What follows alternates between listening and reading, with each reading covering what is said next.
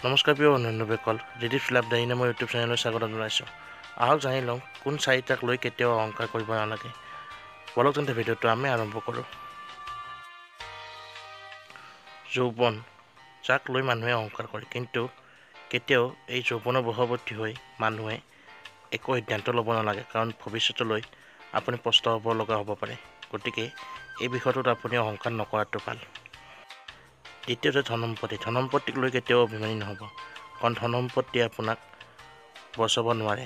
যদি আপোনাৰ মৃত্যু হয়, ধনসম্পত্তি একো কৰিব নোৱাৰে। গতিকে ধনসম্পত্তিক লৈ অহংকাৰ কৰি লাভ নাই। তৃতীয়তে ক্ষমতাৰ অপপ্ৰয়োগ, অৰ্থাৎ যদি আপুনি ক্ষমতাৱান মানুহ হয়, তেনেহ'লে কেতিয়াও ক্ষমতাৰ অপপ্ৰয়োগ নকৰিব বা এই ক্ষমতাৰ অধিকাৰী হৈ অহংকাৰী নহ'ব।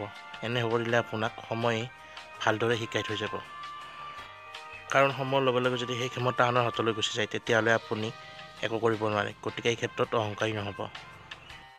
চতুৰ্থ হৈছে জ্ঞানক লৈ কেতিয়াও অহংকাৰ নকৰিব। এয়া নেদেখুৱাব যে আপুনি এই পৃথিৱীত সকলো জানে, কাৰণ আপুনি যিটো জানে সেইটো আনে নাজানিব পাৰে, আৰু আনে জনাটো আপুনি কেতিয়াও জানিব নোৱাৰে। গতিকে নিজৰ জ্ঞানক লৈ কেতিয়াও অজ্ঞানী নহ'ব আৰু অহংকাৰ নকৰিব। বন্ধুসকল, আশা কৰোঁ ভিডিঅ'টো চাই ভাল পায়। যদি ভাল পায় লাইক কমেণ্ট শ্বেয়াৰ কৰি দিব, আৰু সদায় এনে ধৰণৰ ভিডিঅ' পাবলৈ আমাৰ চেনেলটো ছাবস্ক্ৰাইব কৰি দিব। ধন্যবাদ।